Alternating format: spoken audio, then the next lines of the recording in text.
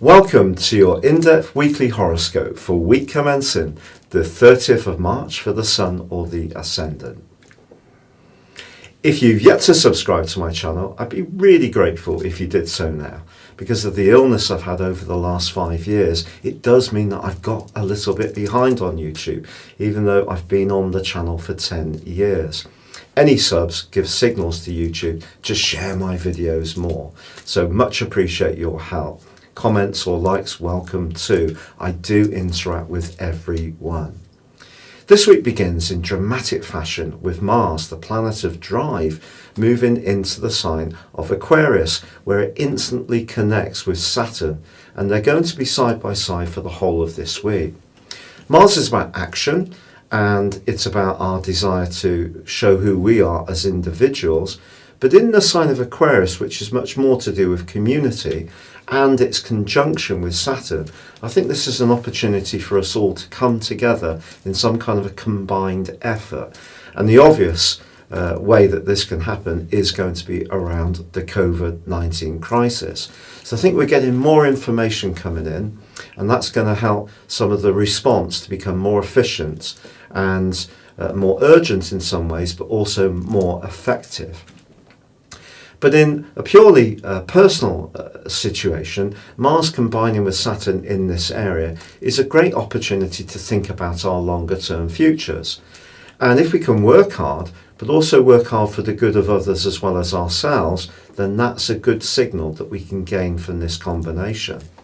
But in a more romantic context, as Venus in the first half of this week forges its continuing superb link with Pluto and also Jupiter, there could be a good news story developing for some people when it comes to their love life or social situation.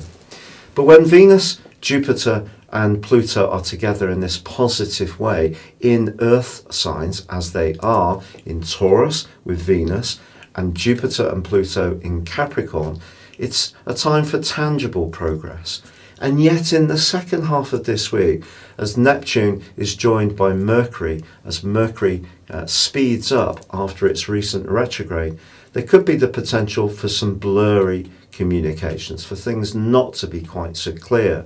So if you do encounter someone that you really like, and they're making your pulse race all the quicker, just let the relationship go at its own pace. I wouldn't be in too much of a hurry to work out how you really feel. Just enjoy the moment.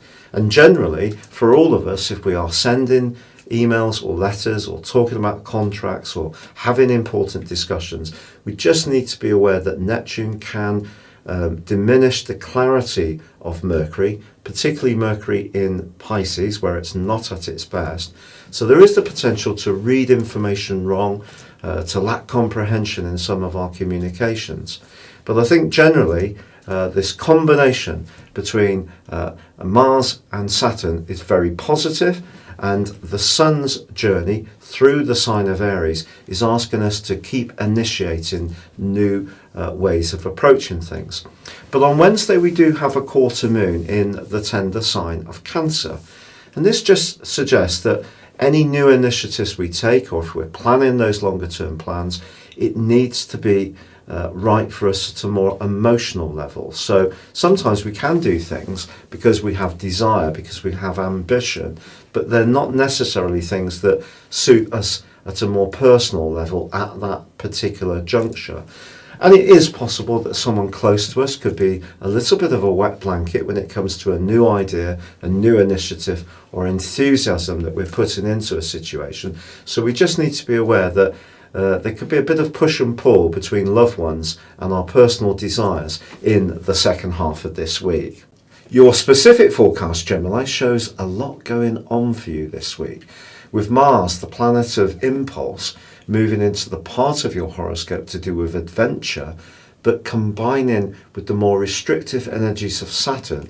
I think it's possible that if you are thinking about widening your horizons, you're going to think very seriously about this. You're not just going to charge off on a whim. But some Gemini people could think about relocating to do with work, or there may be a contractual matter that you need some professional help or guidance with. With the sun still in your 11th solar house of friendship and group interaction, it's square with the moon on Wednesday, the quarter moon, suggests that there could be someone in your circle who's not quite meeting your expectations or has different values to you. And if your values are markedly different from others at this time, you're going to stand up much more strongly for what you believe in.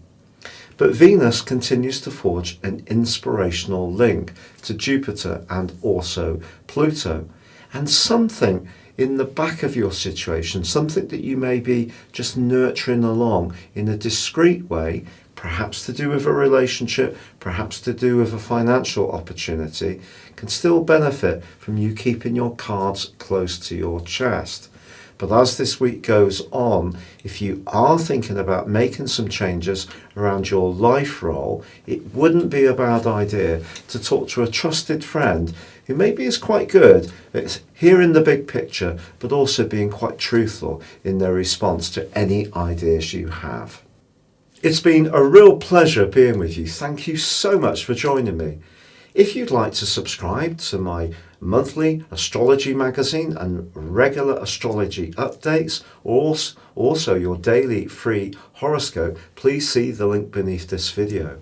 You can also order your 12-month personal horoscope and also your character analysis based on your time, date and place of birth, and get a 30% discount. Or you can choose to have a one-to-one consultation with me. Again, please see underneath this video in the links.